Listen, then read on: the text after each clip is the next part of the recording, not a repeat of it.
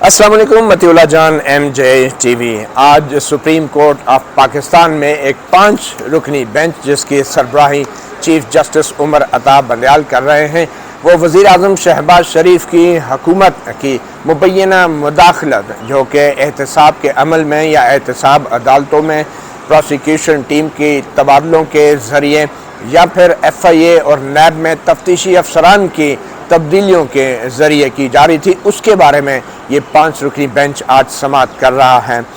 یوں تو پاکستان میں احتساب کے عمل کی پہلے سے ہی کوئی عزت یا احترام نہیں ہے۔ جس قسم کے سکینڈل نیب کے متعلق اور اس کے chairman justice retired Javed Iqbal جو کل ہی اپنے عہدے سے سبکدوش ہو گئے ہیں آتے رہے، تو ایسے سکینڈلز کے بعد یوں تو احتساب کے عمل کی کوئی عزت نہیں رہی۔ اور اس سے پہلے جو پاناما کیس کا جو ٹرائل ہوتا رہا اور اس میں احتساب عدالت کے ایک جج ارشد ملک کی ننگی فلمیں دکھا کے ان سے جو فیصلے لیے گئے بقول ان کے خود ایک ویڈیو کے مطابق جو لیک ہوئی تھی، اس تمام عمل کے دوران سپریم کورٹ احتساب عدالت اور خاص طور پہ جج ارشد ملک کی نگرانی بھی کرتی رہی معزز جج جسٹس اعجاز الاحسن کے ذریعے۔ تو اس تمام پس منظر کے ساتھ احتساب کے عمل کی پاکستان میں کوئی بھی عزت اور وقار تو نہیں، مگر اب کی بار اب جبکہ نئی حکومت آئی ہے تو اچانک ہی سپریم کورٹ کو خیال آیا ہے کہ جو نیب کے جو چیئرمین کی تبدیلی ہو رہی ہے یا جو استغاثہ کے وکلاء کی تبدیلی ہو رہی ہے یا کچھ اخباری خبروں کے مطابق استغاثہ کے وکلاء نے شکایت کی تھی کہ ان کو روکا جا رہا ہے، نئی حکومت کے جو ملزمان ہیں جو حکومت میں آ گئے ہیں ان کی پروسیکیوشن سے روکا جا رہا ہے یا تفتیشی افسران کو تبدیل کیا جا رہا ہے، تو اس حوالے سے سپریم کورٹ نے سو موٹو نوٹس لیا۔ مگر اس سو موٹو نوٹس کی بنیاد کون بنی؟ وہ ایک ایسی شخصیت ہیں جن کا خود بھی کچھ پس منظر اور جو ماضی ہے وہ تنازعات سے پاک نہیں رہا۔ جی ہاں، میں بات کر رہا ہوں معزز جج جسٹس مظاہر علی اکبر نقوی۔ ان کا ایک نوٹ تھا جو 18 مئی 2022 کو انہوں نے لکھا۔ اس نوٹ کی بنیاد جانے کیا تھی، مگر بظاہر اخباری تراشے تھے اور بظاہر سپریم کورٹ کے وہ ریسرچ کا سٹاف تھا، عملہ تھا جس نے ان اخباری تراشوں کی بنیاد پہ ایک رپورٹ تیار کی اور پھر جسٹس مظاہر علی اکبر نقوی نے ایک 3 صفحات پر مشتمل نوٹ لکھا، اور وہ نوٹ لکھا چیف جسٹس عمر عطا بندیال کو 18 مئی 2022 کو، اور 18 مئی 2022 کو ہی وہ اس نوٹ کے اوپر ایکشن لیتے ہوئے چیف جسٹس عمر عطا بندیال نے سو موٹو اختیارات کا استعمال کیا جو کہ انسانی حقوق کے نفاذ کے لیے کیے جاتے ہیں، اور 5 رکنی بینچ بنایا جس کے وہ خود سربراہی کر رہے تھے، اور اس میں جسٹس اعجاز الاحسن اور جسٹس منیب اختر، جسٹس سید مظاہر علی اکبر نقوی اور جسٹس محمد علی مظہر، یہ تمام معزز ججز اس بینچ میں شامل کیے گئے تھے۔ اور اس بینچ کے حوالے سے عام تاثر یہ اور یہ الزام لگایا جاتا ہے کہ یہ ہم خیال بینچ ہے اور اس میں معمول کے مطابق جتنے بھی اہم سیاسی اور آئینی نوعیت کے کیسز ہوتے ہیں ان میں ان ججوں کو شامل نہیں کیا جاتا جو شاید کچھ مختلف رائے رکھتے ہیں آئین اور پارلیمنٹ کی بالادستی کے حوالے سے، جیسے کہ جسٹس قاضی فائز عیسیٰ، جسٹس منصور علی شاہ، جسٹس یحییٰ آفریدی، تو یہ لوگ اس بینچ میں شامل نہیں ہیں یہ تمام۔ اور اس کے اندر خاص بات یہ ہے کہ جسٹس مظاہر علی اکبر نقوی ان کا ایک خاص پس منظر ہے جنہوں نے اس نوٹ کا آغاز کیا۔ ان کا یہ اعتراض تھا کہ عمران خان کے دور کے لگائے گئے جو پروسیکیوٹرز تھے اور عمران خان کے دور کے لگائے گئے جو ایف آئی اے کے اہلکار تھے، تفتیشی افسران تھے، عمران خان کے دور کے لگائے گئے ان لوگوں کو تبدیل کیوں کیا گیا؟ یعنی کہ حکومت بدل گئی لیکن تفتیشی افسران عمران خان کے دور کے ہی ہونے چاہیے تھے۔ یعنی کہ جو کچھ پہلے ماضی میں اپوزیشن جو سابق اپوزیشن تھی شہباز شریف اور اتحادی جماعتوں کی، ان کے خلاف ہوتا رہا، وہی چیز اب بھی جاری رہنی چاہیے تھی۔ تو بنیادی طور پہ مظاہر علی اکبر نقوی صاحب کو یہ چیز بری لگی، غیر معمولی لگی اور انہوں نے یہ نوٹ تیار کیا۔ اب جیسے مظاہر علی اکبر نقوی کے ساتھ بھی خود بہت سے تنازعات جڑے ہیں۔ سب سے بڑا تنازع یہ ہے کہ تاریخ میں پہلی بار جنرل پرویز مشرف ایک فوجی آمر کو ایک آئین کے تحت بنائے گئے ایک خصوصی ٹرائبونل نے سزائے موت کی سزا سنائی تھی، ان کو آئین سے سنگین غداری کا جرم کا مرتکب قرار دیا تھا، اور یہ 3 نومبر 2007 کو جب انہوں نے عدلیہ میں معزز ججوں کو گھر بھیج دیا اور آئین کی پامالی کی، اور اس سزائے موت کے خلاف لاہور ہائی کورٹ میں ایک درخواست آ گئی، اور لاہور ہائی کورٹ میں جسٹس مظاہر علی اکبر نقوی جو اس وقت لاہور ہائی کورٹ کے جج تھے انہوں نے نہ صرف یہ کہ جنرل پرویز مشرف کی سزا کو ختم کر دیا اور بلکہ اس خصوصی ٹرائبونل کو ہی ختم کر دیا اور کہا کہ یہ تو ٹرائبونل ہی غلط بنا تھا. اور یہ تقریباً 3 سال کی کارروائی کے بعد ٹرائبونل نے جب سزا سنائی تو لاہور ہائی کورٹ کو خیال آیا یا کسی درخواست گزار کو یا جسٹس مظاہر علی اکبر نقوی معزز جج کو کہ یہ تو ٹرائبونل ہی غلط تھا سزا سنائے جانے کے بعد. اور وہ جو فیصلہ ہے لاہور ہائی کورٹ کا اس کے خلاف بھی ابھی اپیل سپریم کورٹ میں پڑی ہے. اس کے حوالے سے تو سپریم کورٹ نے کوئی جلد بازی نہیں دکھائی اور وہ جو احتساب کے عمل کا مذاق ایک اڑایا گیا تھا اس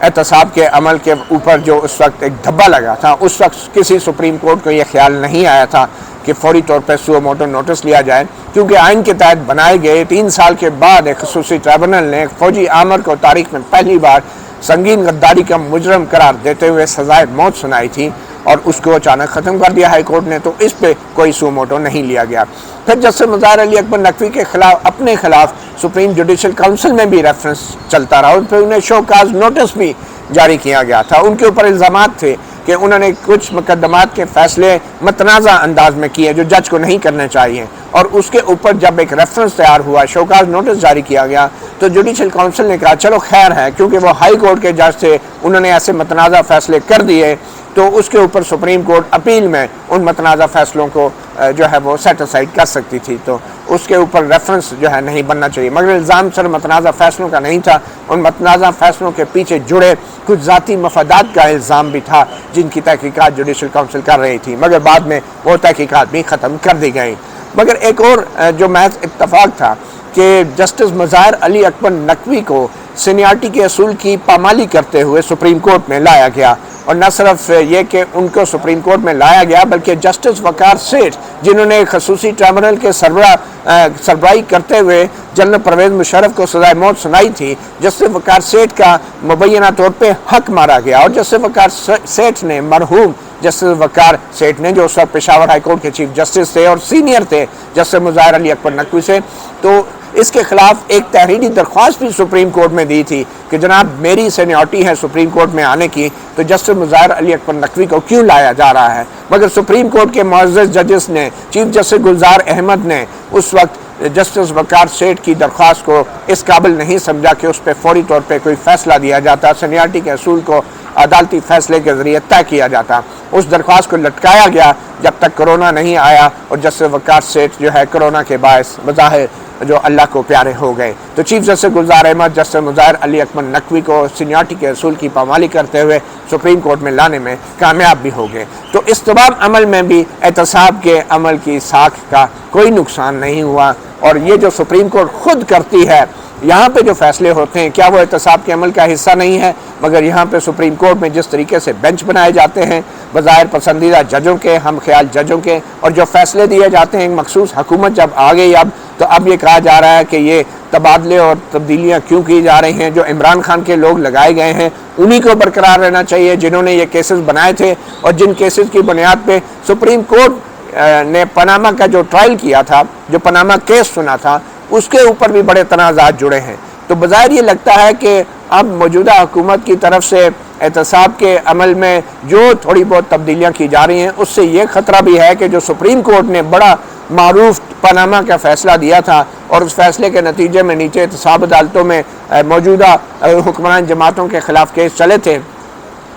تو سپریم کورٹ کے فیصلے کے برخلاف کوئی احتساب عدالتوں کے اندر سے کوئی ایسی چیز نہ نکل آئے کہ جس سے ثابت ہو کہ پاناما کے معاملے میں جو سپریم کورٹ نے فیصلہ دیا تھا وہ بھی غلط تھا. تو بظاہر سپریم کورٹ اپنے ان فیصلوں کو بھی تحفظ دینا چاہ رہی ہے جس کی وجہ سے یہ شاید لگتا ہے کہ ان کی یہ دلچسپی ہے کہ احتساب عدالتوں میں جو استغاثہ کے لوگ ہیں وہی عمران خان کے ہی ہونے چاہیے اور جو تفتیشی افسران ہیں وہ بھی عمران خان حکومت کے لگائے گئے ہونے چاہیے کیونکہ 2018 میں جو کچھ ہوا اس میں صرف اسٹیبلشمنٹ ہی نہیں عدلیہ پہ بھی انگلیاں اٹھ رہی تھی. جس طریقے سے سیاسی انجینئرنگ اور عدالتی انجینئرنگ کے ذریعے 2018 کے الیکشنز کے دوران محدود کیا گیا چند جماعتوں کو اور وہ جماعتیں آج حکمران جماعتیں ہیں اور وہ جماعتیں جو ہیں آج ان کا احتساب کے حوالے سے اہم فیصلے کرنا جو ہے وہ سپریم کورٹ کے لیے باعث فکر مندی ہے باعث پریشانی ہے کیونکہ خود سپریم کورٹ کی پاناما کیسز کے حوالے سے ساکھ بھی جو ہے وہ داؤ پہ لگی ہے.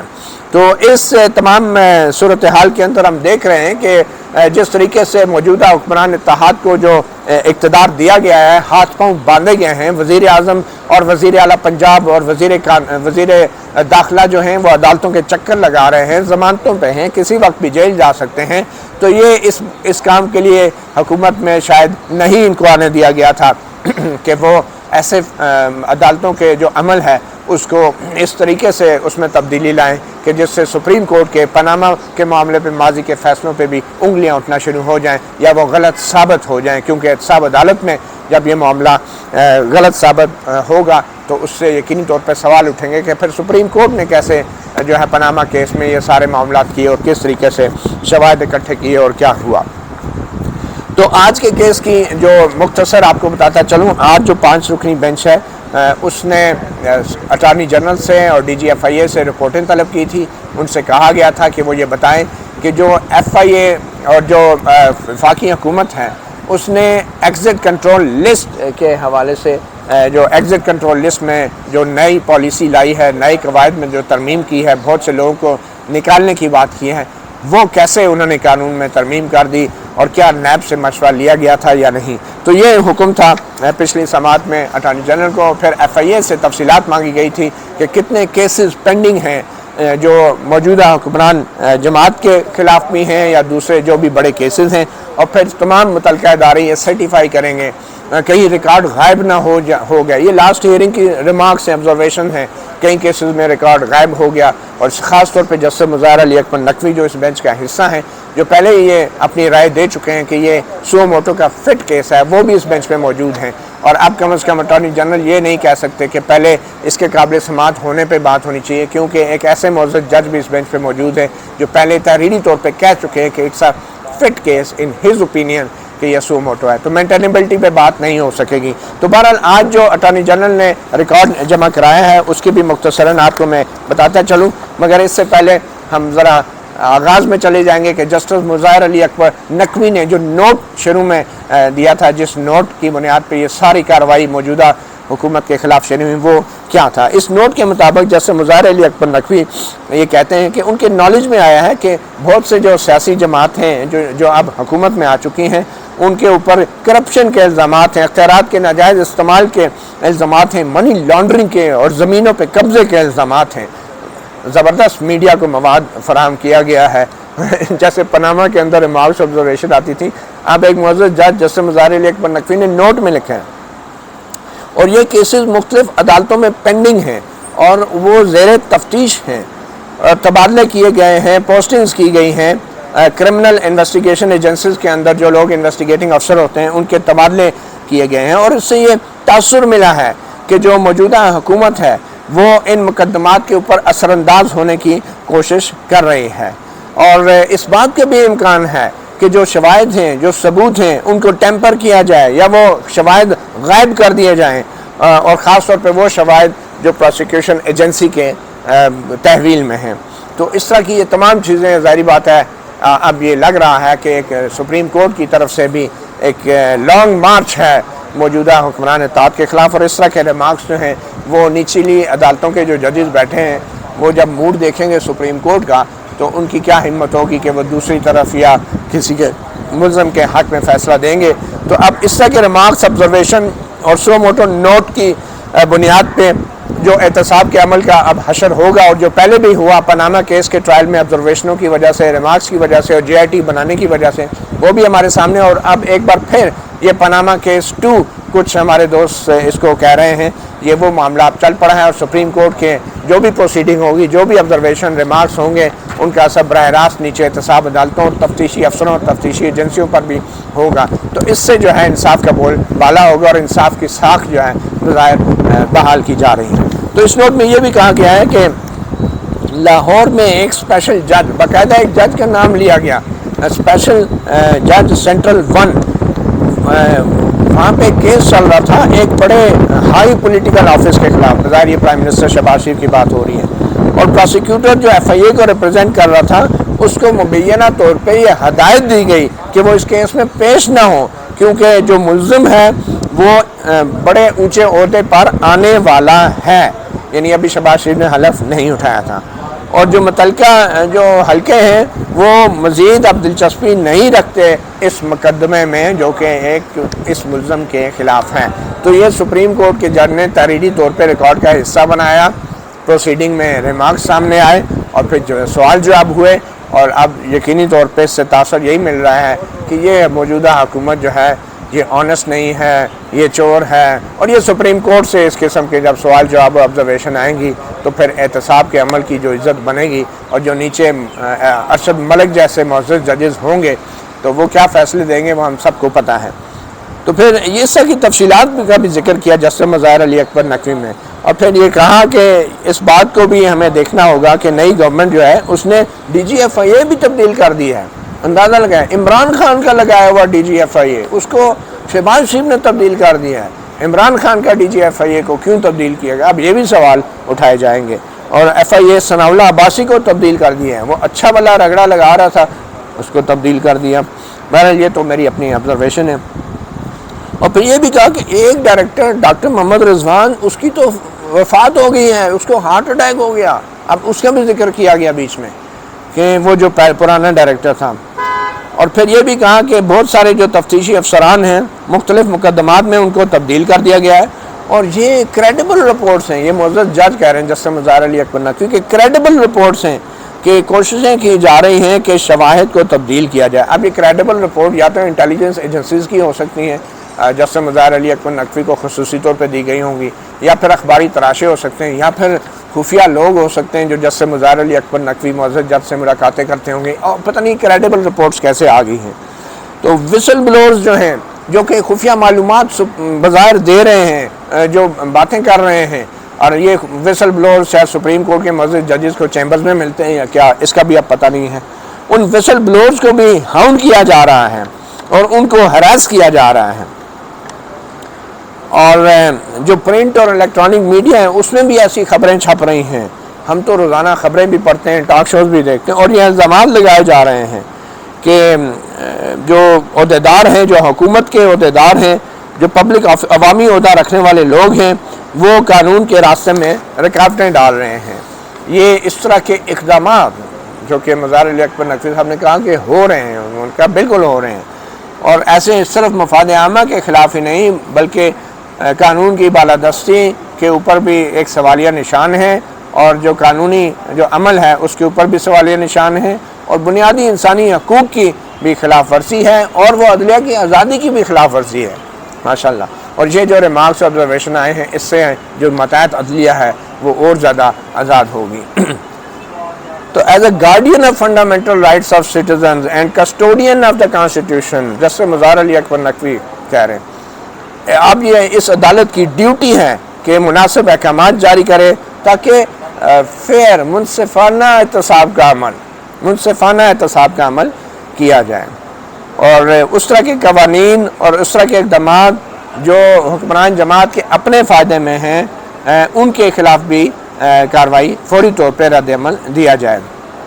تاکہ کوئی غیر قانونی اقدامات نہ کیے جائیں جس سے قانونی اور جو عدالتی عمل ہے وہ مفلوج ہو جائیں. اور میرے خیال میں یہ جسٹس مظاہر علی اکبر نقوی کہہ رہے ہیں کہ میرے خیال میں یہ ایک فٹ کیس ہے. انہوں نے رائے دے دیا کہ یہ سو موٹو کیس ہے. اب اٹارنی جنرل یہ بحث نہیں کر سکتے کہ یہ سو موٹو کیس ہے، یہ قابل سماعت ہے بھی یا نہیں، اور کیونکہ جسٹس مظاہر علی اکبر نقوی اس بینچ میں شامل کر دیے گئے ہیں 5 ججز کے بینچ میں، اور وہ تحریری طور پہ لکھ رہے ہیں کہ میرے خیال میں یہ ایک فٹ کیس ہے 184 سو موٹو جورسڈکشن کو انووک کرنے کا، اور اس لیے میں چیف جسٹس کو کہہ رہا ہوں کہ وہ سو موٹو نوٹس لے. پھر چیف جسٹس نے جب اس نوٹ کے اوپر سو موٹو نوٹس لیا تو انہوں نے کہا کہ بظاہر جو استغاثہ کی جو آزادی ہوتی ہے، پروسیکیوشن جو انڈیپینڈنٹ ہوتی ہے، اس میں مداخلت جو ہے بظاہر نظر آ رہی ہیں، اور مداخلت تو بظاہر نظر آ رہی ہے. پھر آگے جا کے کہتے ہیں کہ میرے جو ساتھی جج ہیں جسٹس مظاہر علی اکبر نقوی، ان کو یہ خدشہ ہے کہ ایسے کرنے سے جو کرمنل جسٹس سسٹم ہے، نظام انصاف ہے، فوجداری کا نظام ہے، وہ شدید متاثر ہوگا، اور اس سے فنڈامنٹل رائٹس کی وائلیشن ہوگی. اور پھر آگے جا کے چیف جسٹس امتا بندیال نوٹ میں لکھتے ہیں کہ جو خلاف ورزی ہے دی وائلیشن آف فنڈامنٹل رائٹ، ان حقوق کی جو خلاف ورزی ہے اس میں اب بظاہر نہیں ہے، اب وہ ایک دم جمپ لگا گئے کہ یہ خلاف ورزی جو ہے یہ بظاہر کہ یہ جو ہے وہ عوام کے بنیادی انسانی حقوق کی جو ہے وہ شدید نقصان پہنچائے گا اس کو، اور پورے معاشرے کو اس کا نقصان ہوگا، اور لوگوں کا جو عدلیہ میں قانون کی بالادستی میں اعتماد ہے وہ ختم ہو جائے گا، اور آئین کا جو نظام ہے کانسٹیٹیوشن سسٹم آف گورننس جو ہے اس میں بھی عوام کا اعتماد بالکل ختم ہو جائے گا، یعنی کہ اور گرنے چوپ ہو، ابھی کچھ ہوا نہیں ہے لیکن پہلے سے یہ ہو کہ ہو جائے گا. اور دیر فور چیف جسٹس کہتے ہیں دیر فور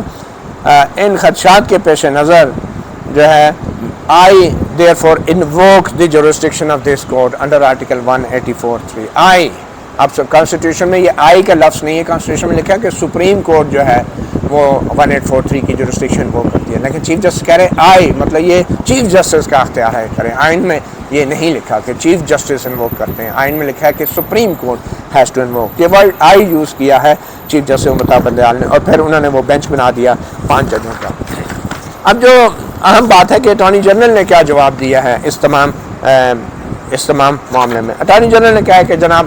قواعد کے جو قانون ہے exit from Pakistan control ordinance 1981،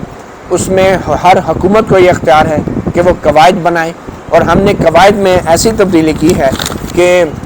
کسی کا نام بھی 120 دن سے زیادہ ایگزٹ کنٹرول لسٹ میں نہیں رکھا جا سکتا. ٹھیک ہے، نمبر 1. اور نمبر 2، اگر 120 دن سے زیادہ کسی کا نام چاہیے ہوگا تو متعلقہ ایجنسی ہیں، FIA ہے، نیب ہے یا انٹیلیجنس ایجنسی ہیں، ان کو 120 دن سے بعد آٹومیٹیکلی اس شخص کا نام نکل جائے گا، کیونکہ شہریوں کے فنڈامنٹل رائٹس ہیں. ECL جو ہے وہ شہری بغیر صرف انکوائری اور انویسٹیگیشن کے لیے آپ کسی کو ان کے فنڈامنٹل رائٹ سے محروم نہیں کر سکتے. تو اٹارنی جنرل کہہ رہے ہیں کہ ہم نے نئی جو قواعد بنائے ہیں، جو ہمارا اختیار تھا آرڈیننس کے تحت قواعد بنانے کا، ترمیم کرنے کا، اور پچھلی حکومت نے بھی اسی طرح کیا تھا، تو ہم نے اس کے تحت 120 دن سے زیادہ کسی شخص کا نام جو کہ انڈر انکوائری یا انویسٹیگیشن ہے، انکوائری اور انویسٹیگیشن کے نام پہ 120 دن سے زیادہ کسی شخص کا نام جو ہے وہ ECL پہ نہیں رکھا جائے گا. اور جس FIA، ISI یا IB یا نیب کو اگر چاہیے 120 دن سے زیادہ، تو وہ پھر ریفرنس بھیجے گی حکومت کو کہ جناب اس شخص کا نام 120 دن سے زیادہ اور اس کو مزید رکھا جائے، تو اس کے اوپر پھر اس شخص کو بھی سنا جائے گا جس کا نام، پہلے اس شخص کو سنے بغیر ہی اس کا نام ڈال دیا جاتا تھا. تو 120 دن کے بعد اگر کوئی ادارہ کسی شخص کا نام ECL پہ چاہتا ہے تو پھر اس شخص کو بھی بلا کے اس کا موقف بھی سنا جائے گا، اور پھر یہ وفاقی حکومت کا اختیار ہے کہ وہ نام کس کا ECL پہ رکھتی ہے یا نہیں. یہ نیب کا، FIA کا یا کسی ایجنسی کا، ادارے کا اختیار نہیں ہے، یہ قانون میں ہے کہ وفاقی حکومت یہ طے کرتی ہے، اور یہی کام عمران خان کی حکومت بھی کرتی رہی ہے. اب صرف حکومت بدلی ہے لیکن اختیار یا قانون نہیں بدلا. تو یہ پہلی بات ہے اٹارنی جنرل نے جو واضح کیا ہے، اور انہوں نے کہا کہ یہ فنڈامنٹل رائٹ ہے. اور جہاں تک کانفلکٹ آف انٹرسٹ کا تعلق ہے کہ حکومت کے لوگوں نے اپنے ہی نام ECL سے نکال دیے، وزیر اعظم نے، وزیر داخلہ نے اور دوسرے لوگوں نے اپنی حکمران جماعت کے لیڈروں کے نام نکال دیے، تو قانون کے اندر اٹارنی جنرل کا کہنا ہے کہ قانون کے اندر جو فیصلے ہیں وہ وزیر اعظم نہیں کرتا یا وزیر داخلہ نہیں کرتا، قانون کے اندر پوری کابینہ فیصلہ کرتی ہے، اور کابینہ کی بنائی ہوئی سب کمیٹی نے یہ فیصلے کیے ہیں. تو یہ کہنا کہ اپنے لیے کوئی فیصلہ ہوا ہے، نہیں، یہ پوری کابینہ کا ڈیسیژن ہے، اور جس کے اندر بہت سے ایسے لوگ ہیں جن کا اپنا کوئی مفاد نہیں، کوئی کانفلکٹ آف انٹرسٹ نہیں، اور ان کا نام ECL پہ نہیں ہے. پھر انہیں کہا گیا ہے کہ جو ڈیٹا مانگا گیا ہے وزراء کا کہ کتنے لوگوں نے ٹریول کیا ECL سے نام نکلوا کے، وہ ڈیٹا بھی سارا اٹارنی جنرل نے دے دیا ہے.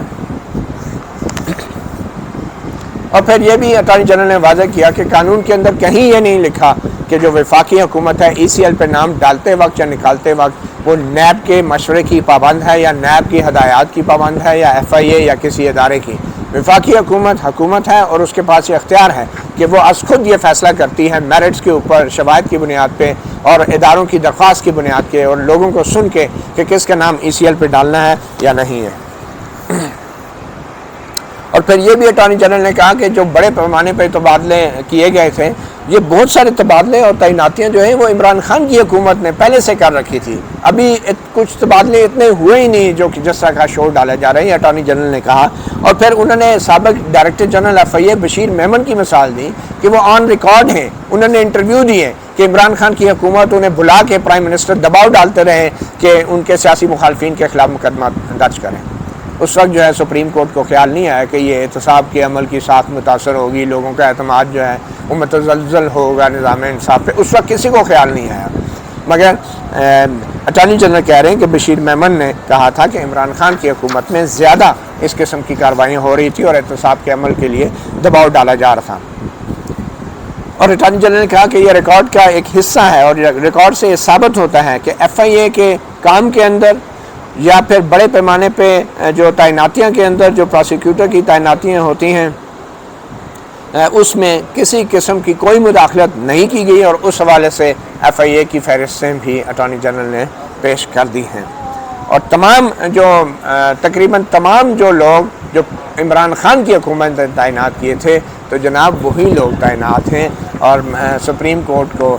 کوئی خدشے کا ضرورت نہیں ہے. عمران خان کے ہی لوگ جو ہیں وہ اپنے عہدے پہ برقرار رہیں گے. تو یہ تھے اٹارنی جنرل کی طرف سے